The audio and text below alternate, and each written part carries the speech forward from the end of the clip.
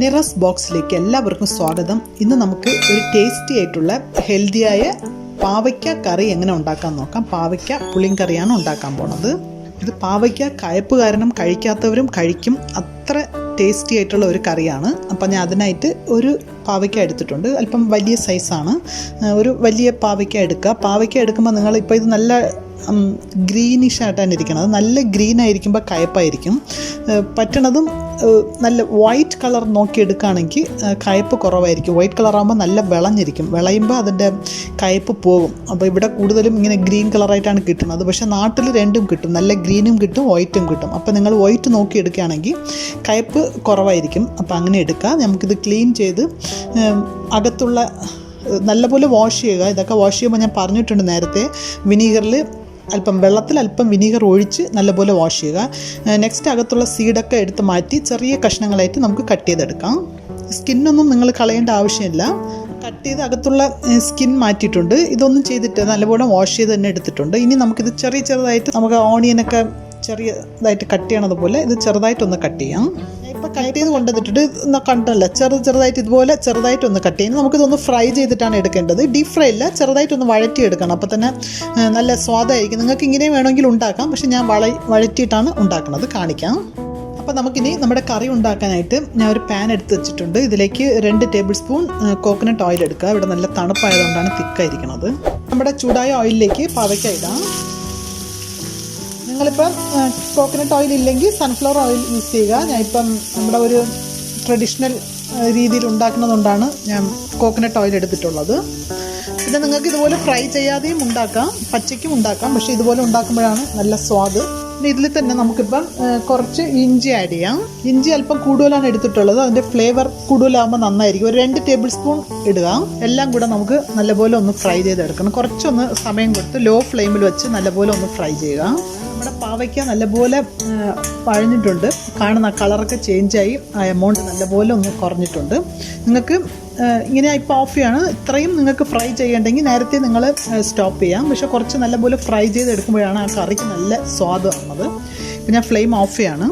ഞാൻ ഇപ്പോൾ ഇത് സെപ്പറേറ്റ് ആയിട്ട് മാറ്റിയിട്ട് ഈ പാനിൽ തന്നെ കറി ഉണ്ടാക്കാൻ പോവുകയാണ്. ഇപ്പം നിങ്ങൾക്ക് വേണമെങ്കിൽ ഇവിടെ ഇത് ഫ്രൈ ചെയ്യാൻ സമയത്ത് അടുത്ത അടുപ്പിൽ നിങ്ങൾ ഈ ഗ്രേവി ഉണ്ടാക്കാനുള്ള സാധനങ്ങളൊക്കെ വേണമെങ്കിൽ വേറെ പാനിൽ സ്റ്റാർട്ട് ചെയ്യണമെങ്കിൽ സ്റ്റാർട്ട് ചെയ്യാം. അപ്പോൾ നിങ്ങൾക്ക് എളുപ്പത്തിൽ തന്നെ ആകും. ഞാൻ ഇപ്പോൾ ഇതിൽ ഒറ്റ പാനിൽ തന്നെ എല്ലാം ഉണ്ടാക്കാൻ വേണം. അതുകൊണ്ട് കുറച്ച്, അതായത് ഇത് സെപ്പറേറ്റ് ആക്കുന്ന സമയം, അല്ലെങ്കിൽ നിങ്ങൾ ഗ്രേവി ഉണ്ടാക്കിയിട്ട് ഇതിനെടുത്ത് അതിൽ തട്ടിയാൽ മതിയാകും. ഞാൻ ഇപ്പം നമ്മുടെ പാവയ്ക്ക എടുത്ത് മാറ്റിയിട്ടുണ്ട്. അതിലൊരു ശകല എണ്ണ ഉണ്ട്. ഇതിൻ്റെ കൂടെ തന്നെ 1 ടേബിൾ സ്പൂൺ കൂടെ ഓയിൽ ഒഴിച്ചു കൊടുക്കാം. ഓയിൽ ഒഴിച്ചിട്ടുണ്ട്. ചൂടായ ഓയിലിലേക്ക് കുറച്ച് കടുകിടാം. 2-3 വറ്റൽ മുളക് ഇടാം. കുറച്ച് കറിവേപ്പില ഇട്ടിട്ടുണ്ട്. ഒരു നുള്ള് ഉലുവ ഇടാം. ഒരുപാട് ഇടണ്ട, കയ്പ്പായി പോവും. ഇനി ഇതിലേക്ക് ഒരു മീഡിയം സൈസ് ഓണിയൻ സവോള ഇട്ടിട്ടുണ്ട്. അല്ലെങ്കിൽ ചെറിയ ഉള്ളി ഉണ്ടെങ്കിൽ ഒരു 20 ചെറിയ ഉള്ളി ഇടുക. ഒരു 15 to 20 ഇടുക.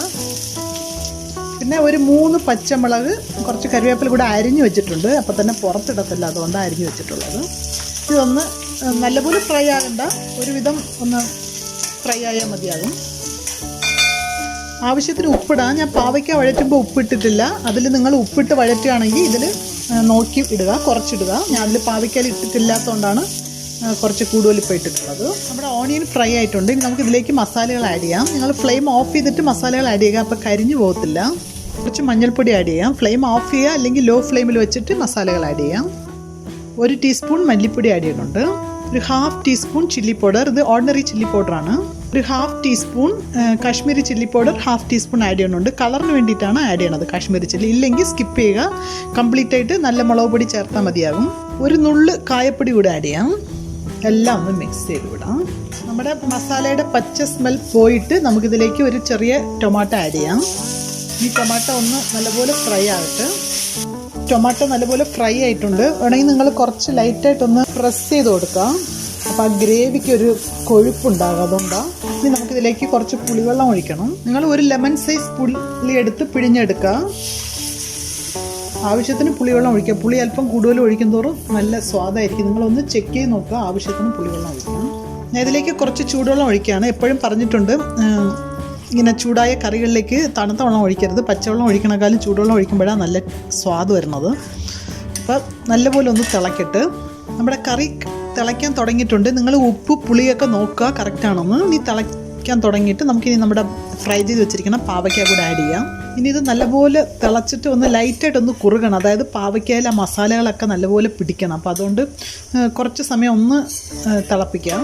ഇവിടെ കറി നല്ലപോലെ തിളയ്ക്കുന്നുണ്ട്. ഞാൻ കുറച്ച് ശർക്കര ആഡ് ചെയ്യാം. സാധാരണക്കാളും ഒരു ശകലം ഒന്ന് കൂടുതൽ ആഡ് ചെയ്തേക്കാം. എന്ന് പറഞ്ഞാൽ ഇതൊരു മധുരവും പുളിയും എരിവും എല്ലാമായിട്ട് മിക്സായ ഒരു സ്പെഷ്യൽ ടേസ്റ്റാണ്. കുറച്ച് കയപ്പും ആ പാവയ്ക്കയുടെയൊക്കെ. അപ്പോൾ നിങ്ങൾ ആവശ്യത്തിന് പുളി, ഉപ്പ്, മധുരം നോക്കിയേക്കാം. ഇവിടെ കറി നല്ലപോലെ തിളച്ച് ചെറുതായിട്ട് കുറുകിയിട്ടുണ്ട്. നിങ്ങൾ പുളിയൊക്കെ നോക്കുക. ശർക്കര ആവശ്യമെങ്കിൽ ഒരു നുള്ളു കൂടെ ഇടുക.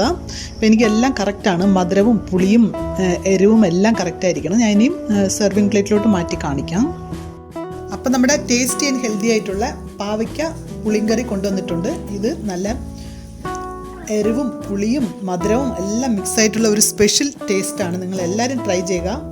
വളരെ എളുപ്പമാണ്, അതുപോലെ വളരെ സ്വാദുമാണ്. അപ്പോൾ നിങ്ങളുടെ ഫ്രണ്ട്സിനൊക്കെ ഷെയർ ചെയ്യുക. ഞങ്ങളുടെ ചാനൽ സബ്സ്ക്രൈബ് ചെയ്യാത്തവർ മനേറാസ് ബോക്സിൻ്റെ സൈഡിൽ റെഡ് കളറിൽ സബ്സ്ക്രൈബ് ബട്ടൺ ഉണ്ട്, അതിലൊന്ന് ക്ലിക്ക് ചെയ്യുക. അതിൻ്റെ കൂടെ തന്നെ ബെൽ ബട്ടണും ഓൾ എന്ന് പറയുന്ന ഓപ്ഷനും കൂടെ ഒന്ന് ക്ലിക്ക് ചെയ്യുക. ലൈക്ക് ചെയ്യുക, കമൻറ്റ് ചെയ്യുക. താങ്ക്